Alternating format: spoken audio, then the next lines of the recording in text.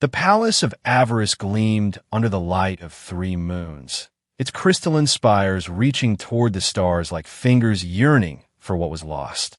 Inside the royal chambers, Queen Ceres sat alone, her translucent skin reflecting the blue glow of a holographic recording that played on an endless loop before her. "Mother, we're approaching the Scorch Rift. The Draxon fleet has," Static interrupted the young woman's voice. Her eyes, violet like her mother's, widened with sudden alarm.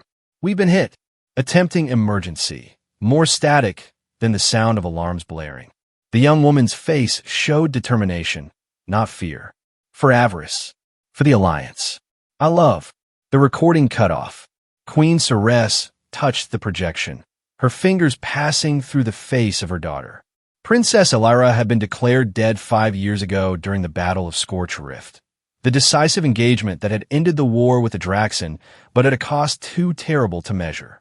"Your Majesty," the soft, mechanical voice of the palace AI interrupted her morning ritual. "The Galactic Alliance Summit delegates have begun arriving.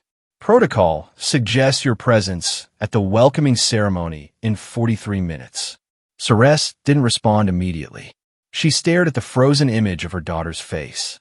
"Would you like me to replay the recording, Your Majesty?" the AI asked with programmed compassion. "No." Ceres finally stood, her ornate gown rustling as she moved. "Enough reminiscing. We have a victory to celebrate." The words tasted bitter. Victory, as if the death of her only child could ever be part of something worth celebrating. But politics demanded performance, and the queen had perfected her role through years of grief. She would smile. She would speak of unity and progress. She would toast to peace while emptiness consumed her from within. And the Guardian Council requests confirmation on the memorial speech amendments. The AI continued. "General Joran has suggested we emphasize the necessary sacrifices made by our elite forces." Ceres clenched her jaw. "Tell Joran that if he mentions necessary sacrifices one more time, I'll sacrifice him necessarily." "I will." "Rephrase that in diplomatic terms, Your Majesty," the AI replied. Outside her chambers, the palace buzzed with activity. Servants and officials rushed to prepare for the 5-year commemoration of the Alliance victory. Visiting diplomats from 27 worlds filled the guest quarters. Security drones patrolled in formation, their sensors sweeping for any hint of disruption.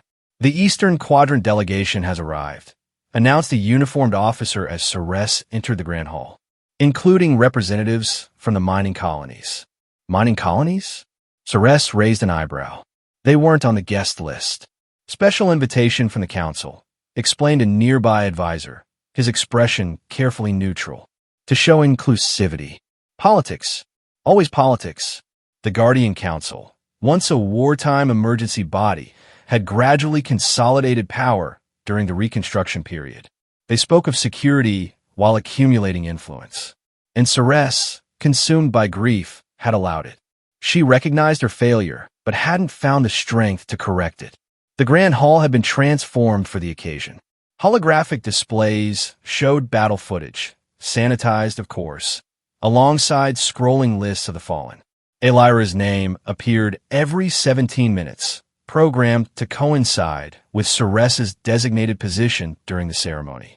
As attendees filled the space, conversations faded to respectful murmurs when the queen passed. Some offered genuine condolences, their own losses reflected in understanding eyes. Others saw political opportunity in her vulnerability. "Your Majesty," General Joran approached, resplendent in his formal uniform adorned with medals. "The ceremony is ready to begin at your command." Joran had been Elira's commanding officer. He had returned from the battle with tales of her heroism, how she had diverted her ship to draw enemy fire away from the main fleet, how she had sacrificed herself for the greater good. Ceres had never forgiven him for surviving when her daughter had not. "Proceed," she said coldly.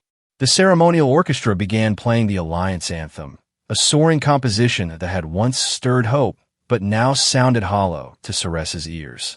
Dignitaries took their places on the elevated platform, arranged by rank and influence. The Guardian Council occupied the most prominent positions, their ancient ceremonial armor gleaming under the lights. Ceres moved toward her place at the center, prepared to recite words she didn't believe for people she didn't trust. And that's when she saw her. A slender figure in simple clothing stood at the edge of the gathering. Not the ceremonial attire of a dignitary, nor the uniform of staff. Just simple, practical garments that had seen better days. But it was the face that seized Ceres's attention, stopping her mid-stride. Violet eyes, the distinctive markings along the temples that signified royal lineage. The slight tilt of her chin that had always appeared in moments of defiance. Elira. Ceres felt the room spin around her. Security drones immediately responded to her sudden stop, forming a protective perimeter. The music faltered. The woman, no, it couldn't be, took a step forward. Beside her stood a strange creature. A human, wearing an outdated flight suit that had been patched multiple times. He was consuming some kind of protein bar, looking around with obvious discomfort at the opulence. "Hello, Mother," said the woman who could not possibly be Elira. Her voice was rougher than Ceres remembered, but unmistakable. "I've come home." Protocols shattered. Queens did not run. Queens did not show emotion in public. Queens maintained composure regardless of circumstance. Ceres ran. She pushed past security drones, ignored the gasps of the dignitaries, and closed the distance between herself and the apparition of her dead daughter. She reached out with trembling hands to touch the face she had seen only in recordings for 5 years. Solid, warm, real. "Elira," Ceres whispered, her voice breaking. "It's me," Elira confirmed, her own eyes filling with tears. "I survived." Ceres pulled her daughter into an embrace, public appearance forgotten. For one perfect moment, nothing else mattered. Not the alliance, not the council, not the watching eyes of 100 diplomats. Then reality intruded. "Security breach. Unidentified entities approaching the Queen," shouted a guard captain. "Stand down," Ceres commanded, not releasing her daughter. "Stand down immediately." The human beside Elira tensed, his hand moving to something at his belt. Not a weapon, Ceres realized, but some kind of tool. His eyes scanned the room, assessing threats with practiced efficiency. "This is Princess Elira," Ceres announced, her voice ringing through the suddenly silent hall. "My daughter has returned to us." Murmurs erupted. Someone from the council stepped forward. "Your Majesty, this is impossible." Princess Elira perished at Scorch Rift. "This is an imposter, a security risk." The human snorted. "Yeah, we expected that reaction." His accent was unfamiliar, his manner informal to the point of insolence. "Who is this person?" demanded one of the council members, gesturing toward the human. Elira's posture shifted subtly, placing herself between the council and the human. "This is Theo. He saved my life. Where I go, he goes." General Joran pushed through the crowd, his face pale with shock. "This cannot be. I saw your ship destroyed." "There were no survivors." "Almost no survivors," Elira corrected, her gaze hardening as it fell on her former commander. "We have much to discuss, General." The Guardian Council exchanged glances, a silent communication that Ceres had learned to distrust. One of them, Elder Kresh, stepped forward with an unconvincing smile. "This is indeed a miraculous development, if true. However, protocol dictates verification in such extraordinary circumstances. For security purposes, you understand. Verification," Ceres challenged. "I know my own daughter.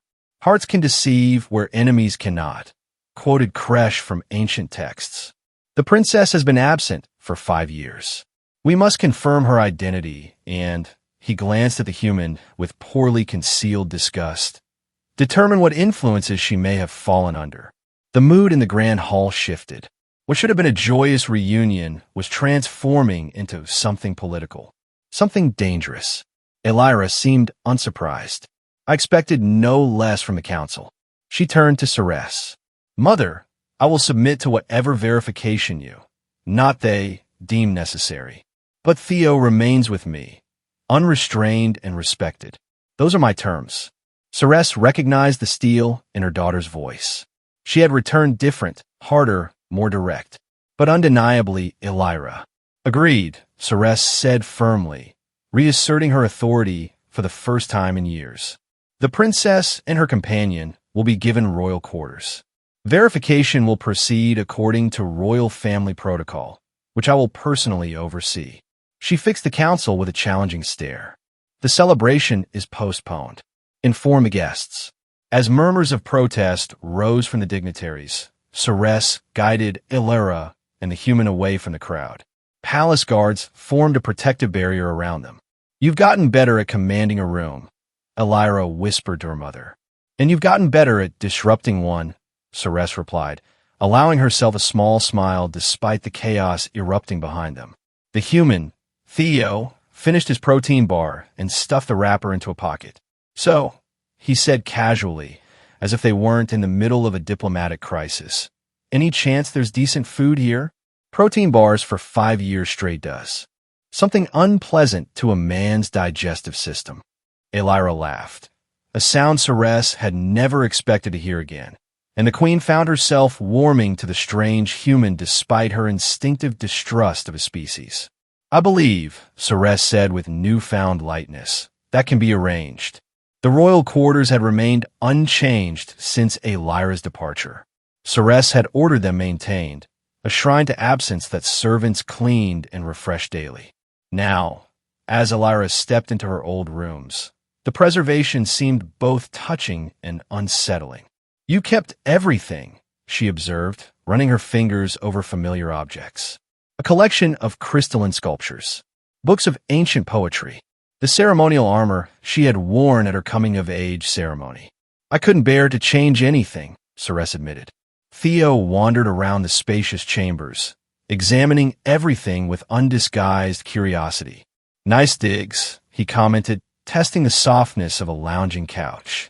Beats our mining pod by several light years. Guards positioned themselves outside the entrance, and servants brought food, a feast that Theo approached with enthusiasm bordering on reverence. Real bread, he moaned after his first bite. I've dreamed about bread. Elira smiled at his reaction before turning to her mother. You know they won't wait long. The council will demand answers. Let them demand, Ceres replied with uncharacteristic defiance. I want to hear everything first. Where have you been? How did you survive? Elira exchanged a glance with Theo, who nodded encouragingly while stuffing another piece of bread into his mouth. My ship was hit during the battle, she began.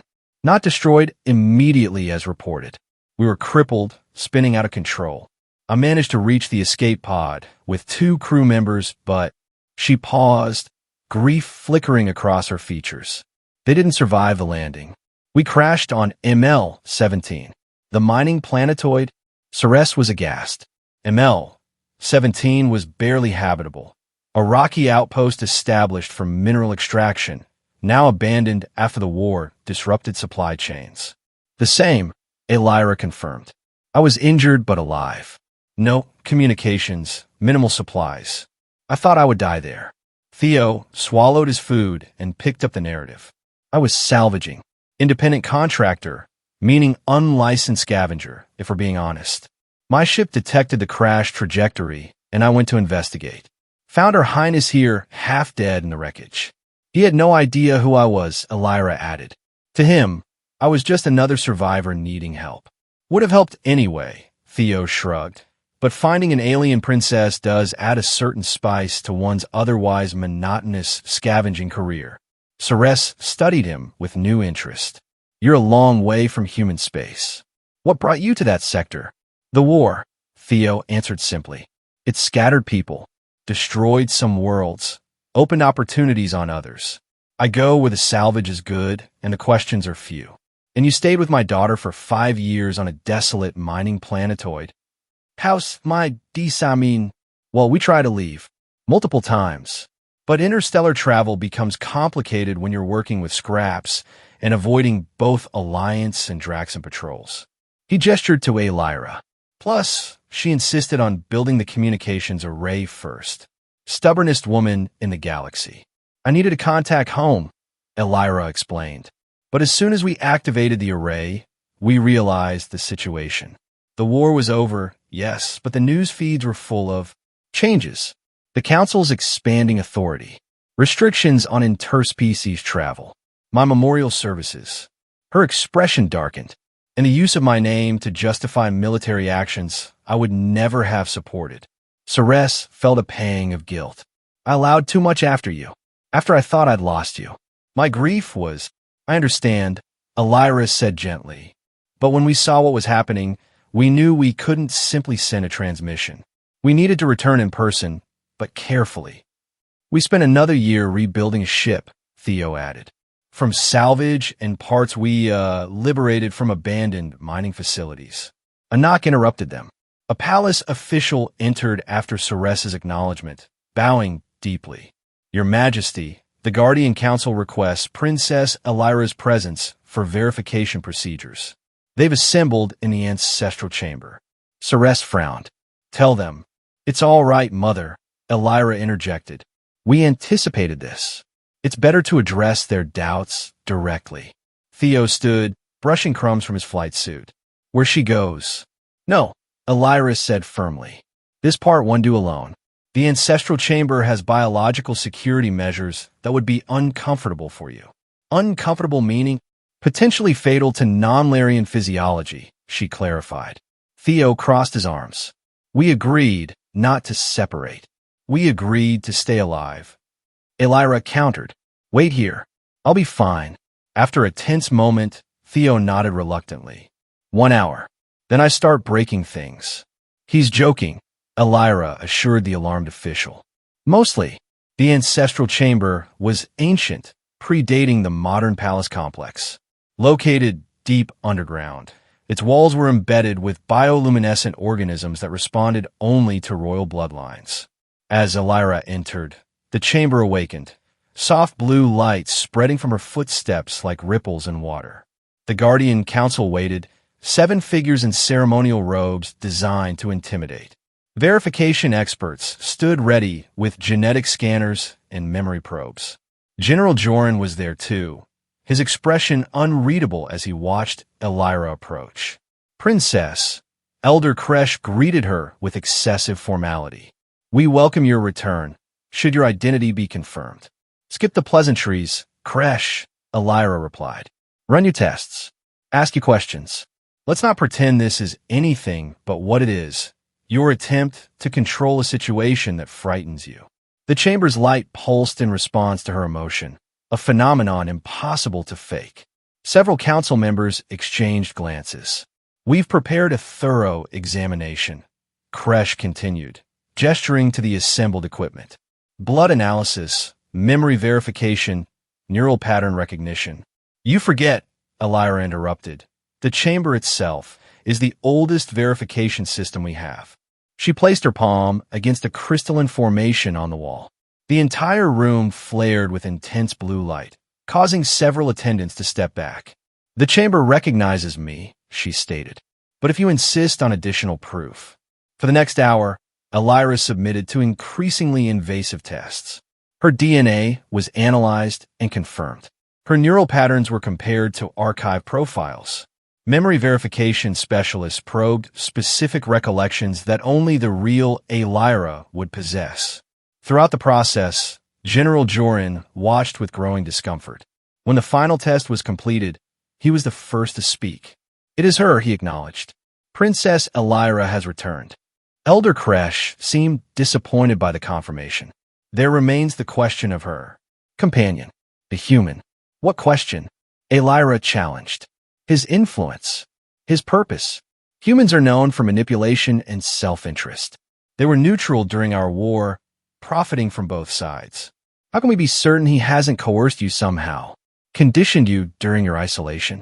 Elira laughed, the sound echoing strangely in the ancient chamber. Theo couldn't coerce a hungry cat to eat. He saved me, Kresh.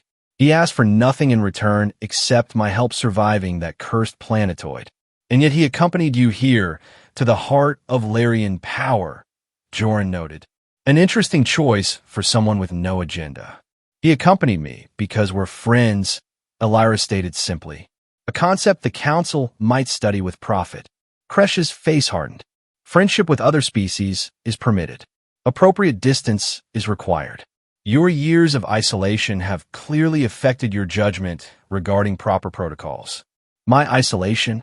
Elira stepped closer to the council members, the chamber's lights intensifying with her approach. I've spent 5 years working alongside a human to survive, while you've spent 5 years in comfortable chambers expanding your authority over a grieving queen. Which of us has better judgment, I wonder? The council members bristled at her directness. One of them, a female elder named Zira, raised a placating hand. What matters now is reintegration, she suggested. Princess Elara must resume her duties, her education in current affairs, her rightful place in the succession.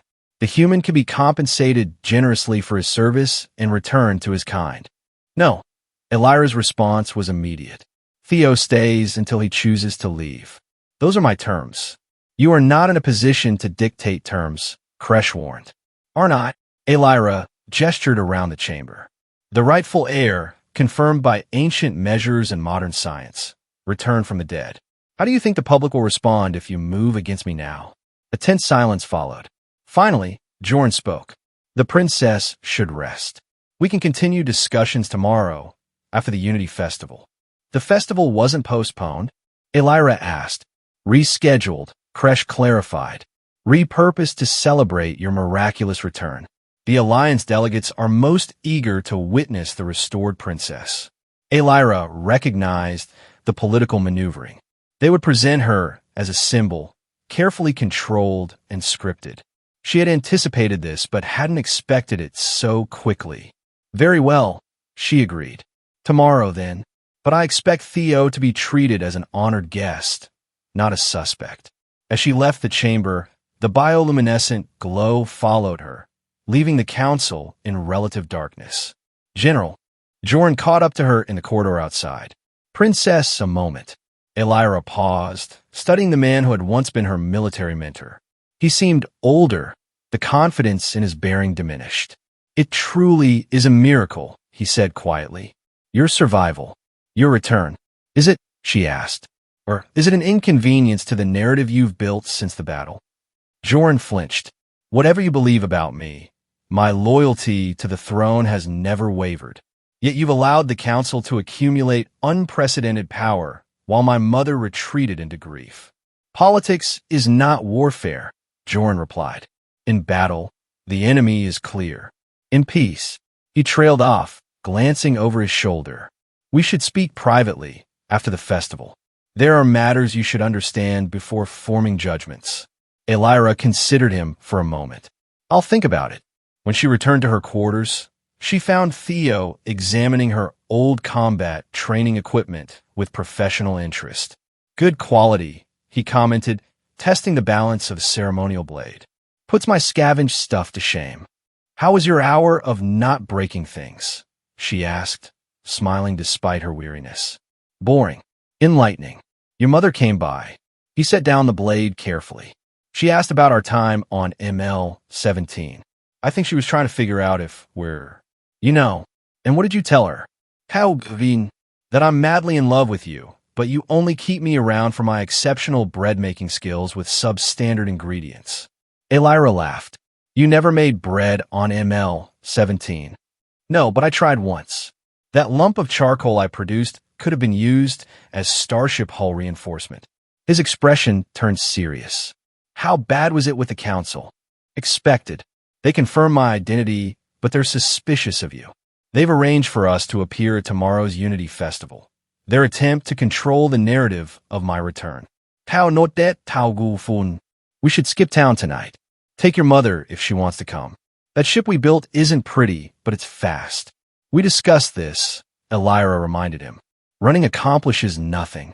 The council would simply use my disappearance to further consolidate power. She sat beside him on the lounge. Besides, I made a promise to return and make things right. To who? Your mother. To myself, she replied quietly. And to the people who died under my command. I need to ensure their sacrifice meant something better than what the council has built. Theo took her hand, a gesture that had become natural over their years together. Just remember, making things right doesn't always mean playing by their rules. I learned that from you, she acknowledged. Master of creative interpretation of salvage ownership laws. I prefer resource redistribution specialist, he corrected with mock dignity. Queen Ceres returned later with a team of royal stylists to prepare Elira for the festival. The process was exhausting, measuring, fitting, styling, briefing on protocol changes since her disappearance. The alliance has expanded, Ceres explained as Elira was fitted for ceremonial attire. 3 new species have joined since the war ended. And how many have been excluded? Elira asked, noticing how the stylists tensed at her directness. Ceres dismissed the attendants with a gesture, waiting until they had left before answering. The council has been selective about new members. They cite security concerns. And what do you cite, Mother? Ceres looked tired suddenly, the regal facade slipping. I cite nothing. I allowed them too much influence while I grieved. She reached out to touch her daughter's face. But you're back now. Together, we can restore balance.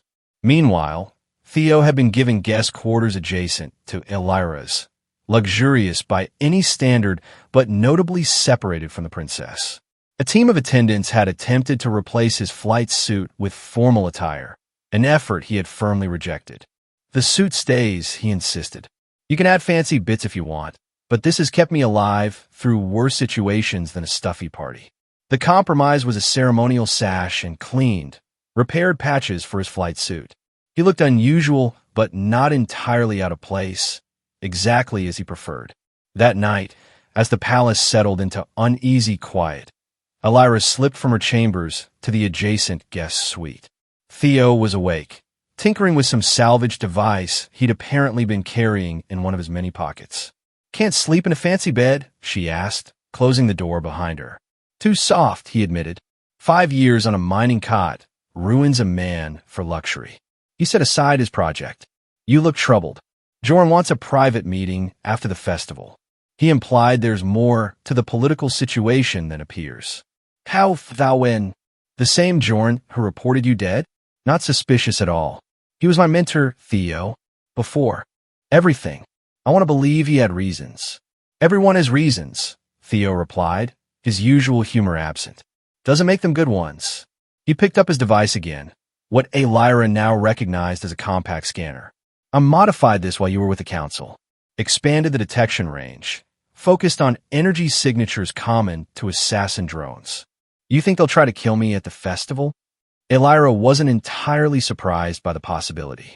I think maintaining power is always preferable to sharing it, Theo said simply. And your return changes the power equation dramatically. I'll be careful, she promised. You should be too. You're the unknown element in their calculations. House my Tin Li. I've been an unknown element my entire life. It's practically my profession. The Unity Festival transformed the palace grounds into a spectacular display of alliance solidarity. Delegations from member worlds presented cultural performances, technological achievements, and diplomatic overtures. Beneath this celebration, political maneuvering continued unabated, now centered on the returned princess. Elira stood on the ceremonial platform beside her mother, dressed in royal attire that felt alien after years in practical survival clothing. Theo was positioned nearby, his patch flight suit with its ceremonial sash drawing curious looks from dignitaries. Remember, Queen Ceres whispered as they waited for the formal announcement, the council expects you to follow the prepared statement exactly. Do they? Elira replied with the slight smile that had always signaled trouble in her youth. Before Ceres could respond, Elder Kresh approached the central podium. The festival crowd, thousands of Alliance citizens and visitors, quieted in anticipation. Esteemed delegates, honored guests, Kresh began with practiced formality. What was intended as a commemoration has become a celebration. Against all odds, against the very reports of witness destruction, Princess Elira has returned to us. Cheers erupted from the crowd. Kresh allowed them to continue for a calculated moment before raising his hands for silence. In this miracle, we see the resilience of the royal line and the blessing of the ancestors upon our alliance. Princess Elira will now address you. sharing her experience and reaffirming her commitment to the principles that have guided our triumphant reconstruction. Kresh stepped aside, gesturing for Elira to take his place at the podium. As she moved forward, Theo surreptitiously activated his scanner, his eyes constantly scanning the crowd and the skies above. Elira stood before the assembled masses, feeling the weight of expectation and manipulation pressing down on her. The prepared statement sat on the podium, careful phrases designed to reinforce the council's authority while presenting her return as symbolic rather than substantive. She ignored it completely. "People of the Alliance," she began, her voice carrying across the festival grounds. "I stand before you a ghost returned from exile. For 5 years, I have been presumed dead while surviving on a forgotten mining planetoid with a single companion." She gestured toward Theo, drawing attention to him. Many in the crowd seemed to notice the human for the first time. This man, a human scavenger with no obligation to our kind, saved my life and worked tirelessly to help me return home. His actions remind me that alliance is not merely a political arrangement, but a commitment to seeing value in those different from ourselves. Kresh shifted uncomfortably. This was not the approved message. "During my absence," Elira continued, "I watched from afar as the alliance changed. I saw security prioritized over liberty. I saw inclusion narrowed rather than expanded. I saw my own name used to justify policies I would have opposed." Murmurs spread through the crowd. Queen Ceres straightened, a small smile playing at her lips despite the brewing controversy. "Today, I return not to resume my place in an unchanged system, but to challenge us all to build a better one. The war is over. The time for emergency powers and restricted freedoms should be over too." Kresh moved toward the podium, clearly intending to interrupt, but froze when Queen Ceres raised a warning hand. "I stand ready to serve," Elira declared, not as a symbol of the past, but as an architect of a more inclusive future. The crowd's reaction was mixed. Cheers from some sectors, particularly the delegations from newer alliance members, while established powers remained pointedly silent. As Elira prepared to continue, Theo's scanner emitted a warning tone audible only to him. His eyes snapped to a movement in the crowd, a figure pushing forward with unnatural determination. General Joran had also noticed. He signaled to security forces, who began moving toward the disturbance. Too late. A cloaked figure broke through the front line of spectators, racing toward the platform with inhuman speed. Palace security drones converged, but the assailant evaded them with practiced efficiency. "Assassin!" someone screamed, and the crowd erupted in panic. Elira reacted instantly, years of military training overtaking diplomatic protocol. She vaulted over the podium, placing herself between the attacker and her mother. Theo was already moving too, drawing a compact tool from his belt that expanded into something resembling a weapon. The assassin reached the platform steps. Guards moved to intercept, but were thrown aside with augmented strength. The cloak fell away, revealing combat armor bearing the insignia of an elite military unit, Elira's former command. "Traitor!" the assassin shouted, face revealed as he discarded his stealth equipment. It was Lieutenant Merrick, one of Elira's former officers. Elira blocked his first strike, her ceremonial garments tearing with the movement. "Merrick, stop! It's me, your commander."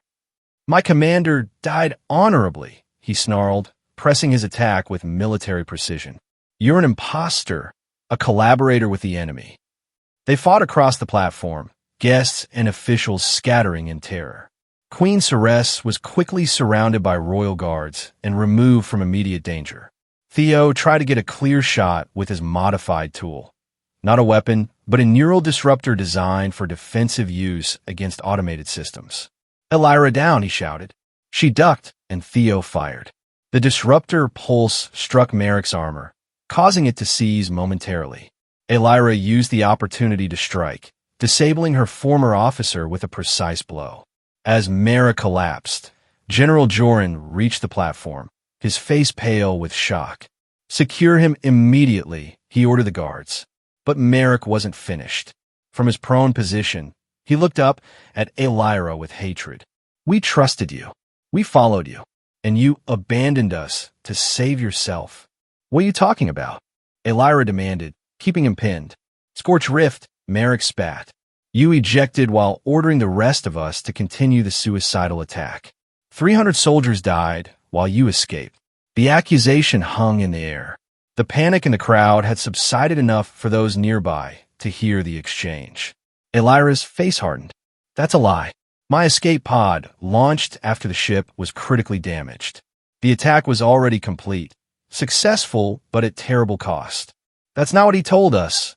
Merrick nodded toward General Joran. He showed us the ship logs. You abandoned your post. Elira turned to Joran, comprehension dawning. Is that the story you've been telling, General? That I fled while my soldiers died? Joran's expression betrayed nothing. Secure the prisoner, he repeated to the guards. This is not the place for such discussions. I think it's exactly the place, Theo interjected, moving to stand beside Elira. Convenient narrative you constructed, General. The princess dies a hero in official announcements, but becomes a coward in private briefings to her former soldiers.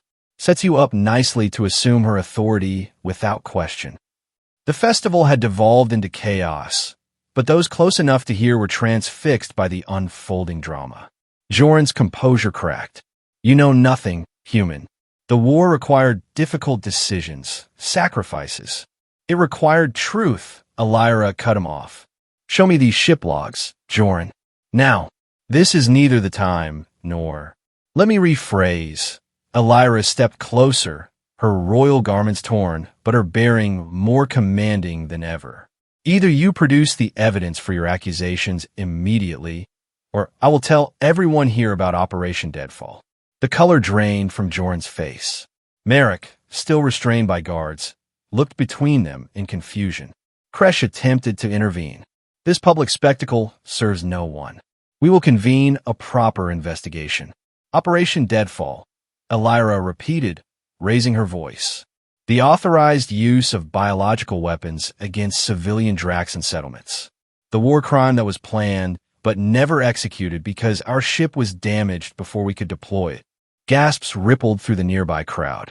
Alliance laws strictly prohibited biological warfare. You were ordered to complete that mission, Joran hissed, abandoning pretense. Your ship was functional enough. You chose to crash rather than follow commands.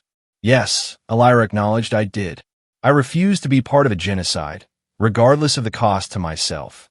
She addressed the gathering directly. The Battle of Scorch Rift was a cover for deploying a bioweapon that would have killed millions of civilians. I disabled it and deliberately crashed our damaged ship to prevent its use. Queen Ceres pushed past her guards to return to the platform. Is this true, Joran? You order my daughter to deploy a bioweapon. Joran squared his shoulders. The council authorized all necessary measures to end the war quickly. Your Majesty was not in a position to make difficult decisions at that time. So you made them for me, Ceres said coldly. You sent my daughter on a mission that violated every principle of the Alliance. And when she refused to commit atrocities, you branded her a coward and a deserter. Kresh moved to salvage the situation. These are serious allegations requiring thorough investigation. General Joran will be suspended pending. No, Elira interrupted.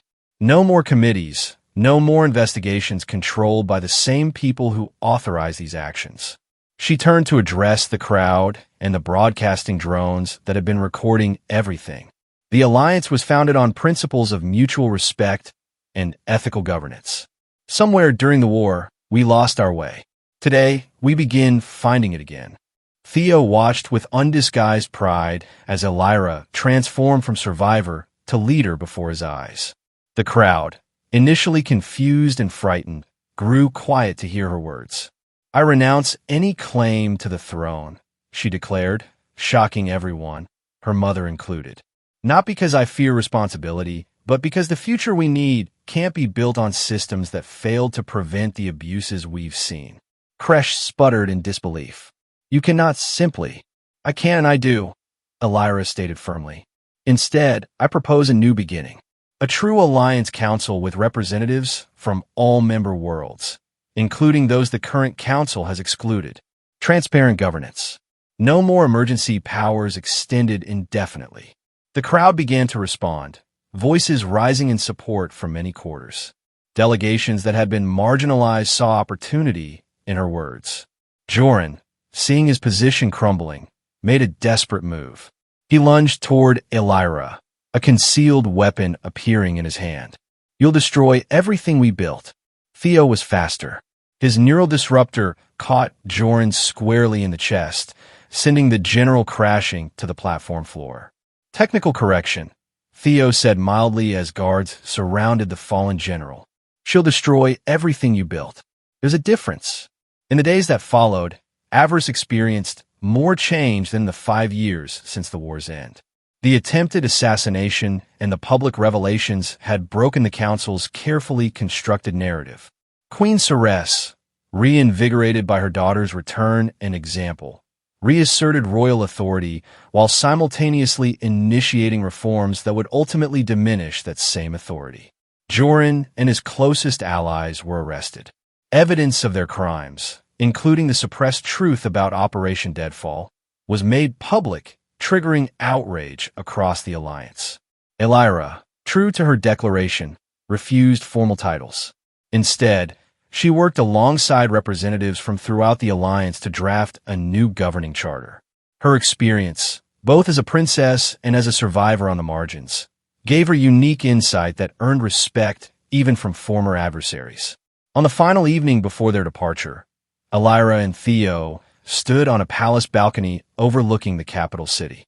Their ship, an ungainly but reliable vessel they had built together, waited in the royal docking bay, stocked with supplies for their journey. Your mother still hopes you'll change your mind, Theo noted, watching distant ships trace patterns across the twilight sky. About staying? Elira shook her head. She understands better than most. Real change means breaking familiar patterns. She leaned against the balcony rail. Besides, she's stronger now. She doesn't need me here. And I do. Theo asked with a raised eyebrow. Elira smiled. You'd be lost without my royal charm to get us out of the trouble your salvaging gets us into. Fair point. He returned the smile. Though I prefer to think of it as a balanced partnership. You handle the diplomacy, I handle the creative acquisitions. Queen Ceres found them there, joining them quietly at the railing. For a moment, the three simply watched the city lights emerging as darkness fell. The new charter has been approved by 17 member worlds already, Ceres reported. Others will follow once they see it implemented successfully. And the former council members? Elira asked. Those implicated in war crimes will face justice. The others have accepted advisory positions with limited authority. Ceres turned to her daughter. You've accomplished in days what I couldn't in years. Different circumstances, Elira said gently. Different perspectives. You were maintaining stability during mourning. Now it's time for growth. Ceres nodded, then surprised them both by addressing Theo directly. You'll take care of her? Theo laughed. With all due respect, Your Majesty, she's the one who takes care of me. I just provide occasional technical support and protein bars in emergencies. He sells himself short, Elira added. Without him, I'd have died on that. Planetoid, or worse, become so bitter I wouldn't have wanted to return at all. Ceres studied the human with newfound appreciation. Then the Alliance owes you a debt that can never be repaid. Actually, Theo replied about that debt. Any chance the royal kitchens could spare a few decent recipe files? 5 more years of my cooking might qualify as cruel and unusual punishment. The queen's laughter echoed across the balcony, a sound that had been absent from the palace for too long. The following morning, a small gathering assembled in the royal docking bay to witness their departure. No formal ceremony, no political speeches, just a mother saying goodbye to her daughter with the hope of reunion rather than the finality of loss. Where will you go first? Ceres asked as they prepared to board. Elira looked to Theo, who shrugged. The border worlds, maybe? Plenty of places that could use help establishing connections to the Reformed Alliance. And probably plenty of salvage opportunities that just happen to be in the same vicinity, Elira added with a knowing smile. Pure coincidence, Theo insisted, failing to look innocent. Their ship, christened Second Chance in both Larian and human script, was ungainly but solid, a testament to their years of collaboration.